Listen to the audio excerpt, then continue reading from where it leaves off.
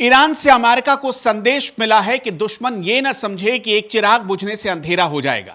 Iran की सरजमी ने हमेशा जाबाज और निडर लीडर पैदा किए। खामनेई की रुखसती के तुरंत बाद अली रेजा अराफी ने देश की कमान संभाल ली है। आयतुल्लाह अली रेजा अराफी अब ईरान के अंतरिम सुप्रीम लीडर के तौर पर सामने आए हैं। वो उस स्थायी नेतृत्व परिषद की अगुवाई कर रहे हैं जो इस मुश्किल वक्त में ढाल बनेगी। अराफी का आना ईरान के दुश्मनों के लिए खौफनाक चेतावनी की तरह है। यह शख्सियत मजहबी, रूहानियत और फौलादी इरादों का एक बेजोड़ संगम है। अराफी के बारे में यह कहा जाता है कि उन्होंने अपनी पूरी जिंदगी खुदा की इबादत और देश की सेवा में वक्फ कर दी है।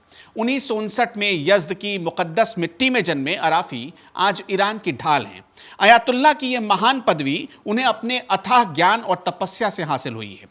जब अयातुल्लाह खामनेई के जाने के बाद ईरान टूटा तो उसको अपना मुकद्दर लिखने वाला एक लीडर चाहिए था।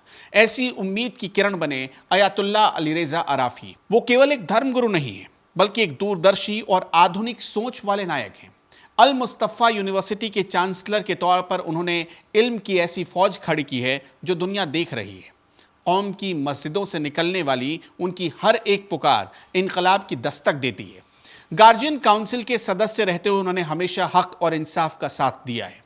खामनेई के सबसे वफादार और करीबी सिपहसालार अब खुद मैदान जंग में उतर चुके हैं। अराफी का मानना है कि आज की जंग सिर्फ जज्बात से नहीं बल्कि जदीद तकलीफ से जीती जाएगी। वो आर्टिफिशियल इंटेलिजेंस और साइंस को इस्लाम की हिफाजत का जरिया मानते हैं। यही फर्क है खामनेई और अराफी में।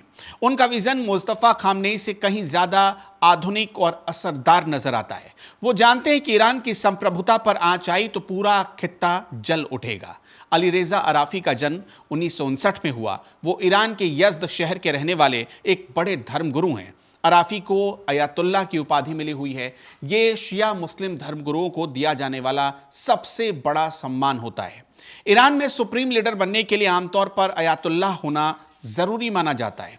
अराफी पहले अल मुस्तफ़ा इंटरनेशनल यूनिवर्सिटी के प्रमुख यानी कुलपति रह चुके हैं। वो मेबोद शहर में जुमे की नमाज के इमाम भी रहे हैं। साल 2013 से वो कोम शहर में जुमे की नमाज पढ़ा रहे हैं। 2019 में वो गार्जियन काउंसिल के सदस्य बने। ईरान की धार्मिक और तालीमी व्यवस्था पर अराफी की पकड़ बहुत मजबूत मानी जाती है। 2015 की सियासी मुश्किलों ने उन्हें और भी ज्यादा मंझा हुआ खिलाड़ी बना दिया। 2021 में असेंबली ऑफ एक्सपर्ट्स में उनकी एंट्री ने विरोधियों के होश उड़ा दिए। आज वो राष्ट्रपति मसूद पेजेश्कियान और मुख्य न्यायाधीश के साथ मिलकर नई इबारत लिख रहे हैं। अहमद वहीदी को IRGC का नया चीफ बनाना भी इस बात का सबूत है कि अराफी के तेवर क्या रहेंगे।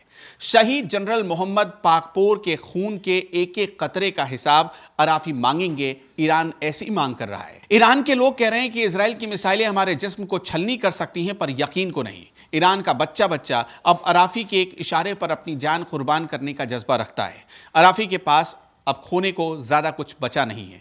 वो सिर्फ ईरान की आन बान और शान के लिए खड़े हैं। वो बखूबी समझते हैं कि इस नाजुक घड़ी में जरा सी नरमी कौम के लिए घातक हो सकती है। उनकी आंखों में ठहराव जो बड़े तूफान का रुख मोड़ने की ताकत रखता है। अमेरिका की गिदड़ भपकियों और पाबंदियां ईरान के कदम नहीं रोक पाएंगी। अराफी शुरू से ऐसा ही दावा करते रहे हैं। अराफी के नेतृत्व में ईरान अब और ज्यादा ताकतवर और संगठित होकर उभर सकता है। वो कम बोलते हैं लेकिन उनके फैसले पूरी दुनिया में एक धमाके की तरह सुनाई देते हैं।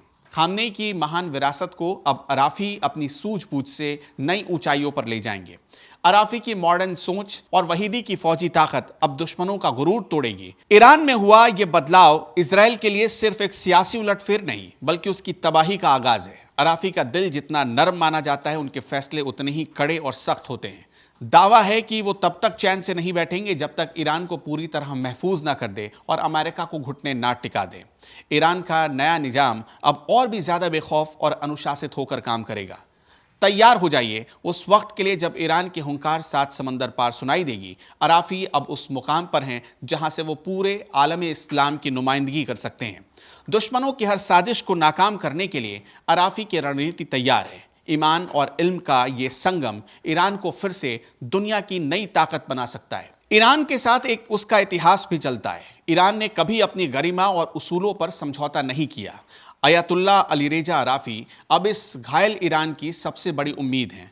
वो किसी दौर का खात्मा नहीं बल्कि एक नए दौर और गौरवशाली सुबह की किरण लेकर आएंगे। पूरा ईरान उनसे इसी तरह की उम्मीद कर रहा है।